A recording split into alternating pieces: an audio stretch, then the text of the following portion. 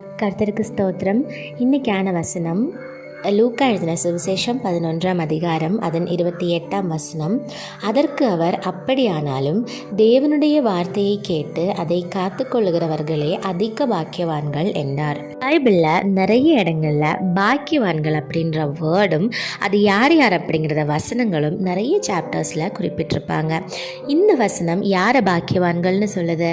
கர்த்தருடைய வார்த்தையை கேட்டு அதன்படி நடக்கிறவங்கள தான் பாக்கியவான்கள்னு சொல்லுது.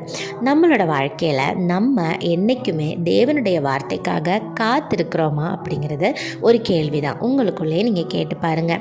ஏதாவது ஒரு முடிவு எடுக்க போகிறீங்கன்னா, கர்த்தர் இதை பற்றி என்ன நினைக்கிறாரு, கர்த்தருடைய சித்தம் தானா, இதன்படி நான் நடந்தால் கர்த்தர் என்ன நடத்துவாரா அப்படிங்கிறத நம்ம என்றைக்குமே கர்த்தர்கிட்ட கேட்டு யோசனை வாங்கிட்டு தான் நம்ம பண்ணணும்.